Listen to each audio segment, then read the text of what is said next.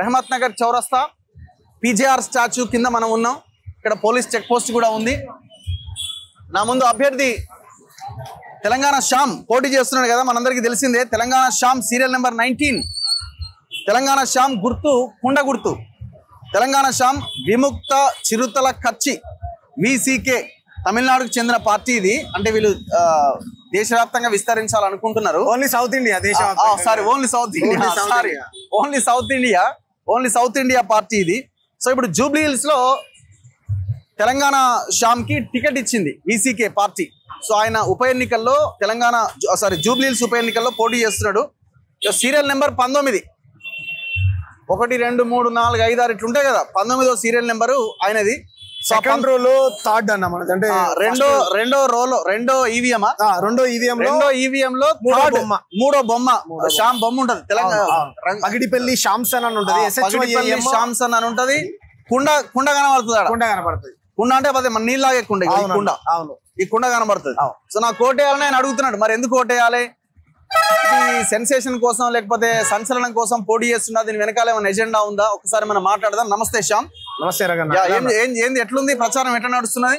అంటే ముందుగా ఇంతకుముందు నేను వస్తూ ప్రచారంలో భాగంగా ఫోన్ ఓపెన్ చేసి చూడగానే ఏదైతే చేవలలో జరిగినటువంటి సంఘటనలో వాళ్ళ కుటుంబాలకు మా ప్రగాఢ సానుభూతిని తెలియజేస్తా ఉన్నాను. దీనికి పూర్తి నైతిక బాధ్యత. ఇంతకుముందు మీరు చెప్పినట్టు వీడియోలో ఒక కుటుంబానికి సంబంధించినటువంటి 3 పిల్లలు చనిపోయారు. సుమారు 19 మంది చనిపోయారు. 24 అని నాకు తెలుసు.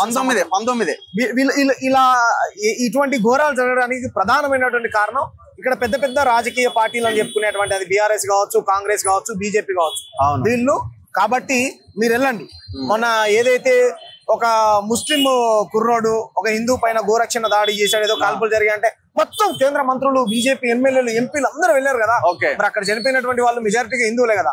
అక్కడికి వెళ్ళండి. ఇక్కడ ఉన్నటువంటి ప్రజాప్రతినిధులు, ఎమ్మెల్యేలు, ఎంపీలు ఇక్కడ తిరగడం కాదు మీరు. ఈ జూబ్లీ హిల్స్ బైపోల్లో కాంగ్రెస్ మంత్రులు, కాంగ్రెస్ ఎమ్మెల్యేలు, BRS ఎమ్మెల్యేలు అందరూ తిరుగుతా ఉన్నారు. KTR, KCR కూడా పో, నీకు వీలైతే పోయి అక్కడికి వెళ్ళండి. వారి పట్ల వాళ్ళ ఈ ఏదైతే జరిగిందో ఈ దారుణమైన సంఘటన, ముందుగా వాళ్ళ కుటుంబాలకు మా ప్రగాఢ సానుభూతిని తెలియజేస్తా ఉన్నాం. దానిపైన కూడా మేము మాట్లాడుతా ఉన్నాం. మీరు చెప్పినట్టు జూబ్లీ హిల్స్ బైపోల్లో నేను కూడా వద్దాం అనుకున్నా, రాలే. అందుకని మేము అన్ని బస్తీలు కవర్ చేసుకుంటూ వచ్చాం. కార్మిక నగర్ వెళ్ళాము, ఆ పక్కనే ఉన్నటువంటి జయశంకర్ కమ్యూనిటీ హాల్ కి వెళ్ళాము, ఇక్కడ ఉన్నటువంటి ఇందిరానగర్కి వెళ్ళాము, రహమత్ నగర్ ఈరోజు తిరిగాము, అంతకుముందు ఆ బోరబండ బస్తీలు అన్ని తిరిగాము. మీరు చెప్పారు ఇంత ముందు చాలా క్రౌడ్. ఒకే ఇంట్లో కేవలం కాళ్ళు మాత్రం ముడుచుకొని పడుకోవాలి. చూపిస్తా. డెన్సిటీ, ఓవర్ డెన్సిటీ ఉంటది ఇక్కడ. జనాలు ఎక్కువ. బంజారా బస్తీ అని ఉంటది ఇక్కడ. బంజారా బస్తీలో ఒకే ఇంట్లో 3 ఇలా ముడుచుకొని పండుకోవాలి. వాళ్ళు బాత్రూమ్ కి ఎక్కడికి వెళ్తారమ్మా అంటే సమాధానం లేదు. మరి ఈ జూబ్లీ హిల్స్ మీరు అనగానే ధనవంతులు ఎక్కడ ఉంటారు? రోడ్డుకి అవతల ఉంటారు. ఆ ప్రభాస్ ఇల్లు, ఆయన పేరేం పేరు NTR ఇల్లు, అది కూడా జూబ్లీ హిల్స్ కాన్స్టిట్యూన్సీ కిందకే వస్తుంది. కానీ అది ధనవంతుల ఇల్లు. జూబ్లీ హిల్స్ అనగానే ఇక్కడ ఉండేటువంటి బస్తీలు, బోరబండ, రహమత్ నగర్, ఈ మధురా నగర్, ఈ బస్తీలని ఎవరికి తెలియదు. దీంట్లో మీరు అన్నట్టు గ్రామం నుంచి వచ్చినటువంటి నిరుపేదలు ఎవరైతే SCలు కావచ్చు, STలు కావచ్చు, BCలు కావచ్చు, మైనార్టీలు కావచ్చు, వాళ్ళందరూ కూలీనాలు చేసుకునేటువంటి, ముఖ్యంగా ఈ పక్కనే ఉన్నటువంటి IT కంపెనీలు ఏవైతే ఉంటాయో దాంట్లోకి లేబర్ పనికి వెళ్తారు. ఏది హౌస్ కీపింగ్ పని చేయడానికి, చిన్న చిన్న కాంట్రాక్ట్ ఉద్యోగాలు చేసుకోవడానికి వెళ్ళేటువంటి వాళ్ళు. దాని తర్వాత సినిమా రంగంలో పనిచేసేటువంటి సినీ కార్మికులు ఉంటారు. మరి వాళ్ళందరూ ఇక్కడ ఎన్ని రోజుల నుంచో, ఎన్నో సంవత్సరాల నుంచి వాళ్ళు కిరాయికుంటారు. ఇంతవరకు సొంత ఇల్లు లేవు.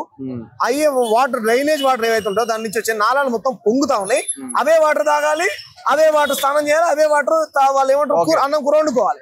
అటువంటి పరిస్థితుల్లో జూబ్లీ హిల్స్ ప్రజలు బతుకుతా ఉన్నారు. ఇప్పుడు మీరు ఓటు ఏమని అడుగుతున్నారు జనాలు? ఎందుకు మీకు ఓటేయాలి? మీరు VCK పార్టీకి ఎందుకు ఓటేయాలి? ఇప్పుడు మా పార్టీ ఐడియాలజీ మీరు అన్న అసలు ఎందుకు పోటీ చేస్తున్నావు? గతంలో పోటీ చేశాను నేను. అంటే నేను ప్రజాప్రతినిధి, నేను రాజకీయ నాయకుడినే. ఎప్పటి నుంచో నేను ప్రజాసేవలో ఉన్నటువంటి వ్యక్తిని. కాబట్టి గతంలో ఇదే సెగ్మెంట్ నుంచి నేను ఎంపీగా పోటీ చేశాను. సికింద్రాబాద్ ఎంపీగా పోటీ చేశాను. నేను ఆశించినంత స్థాయిలో నాకు ఓట్లు రానప్పటికీ మళ్ళీ మా పోటీ నువ్వైతేనే కరెక్ట్. ఈ మార్వాడి, గుజరాతీ, రాజస్థానీలు మన సంపదను మొత్తం దోచుకొని పోతా ఉన్నారు. మా సౌత్ ఇండియాకి అన్యాయం జరుగుతుంది. ముఖ్యంగా మన ఛానల్లో కూడా గతంలో చాలా సార్లు మాట్లాడాము.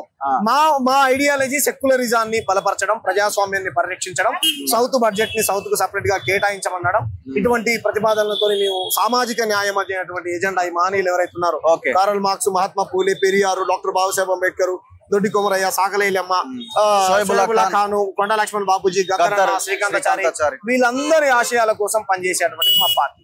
కాబట్టి మా పార్టీ ఎర్ర జెండా, నీలి జెండా వాళ్ళ ఆశయ, అంటే ఎవరైతే ఉన్నారో మహనీయుల ఆశయాల కోసం పనిచేసేది. కాబట్టి మాలాంటి బలహీన వర్గాల ప్రజల్ని ఆదరించండి, మాకు ఓటేయండి అని గడప గడపకి వెళ్ళి మా కరపత్రం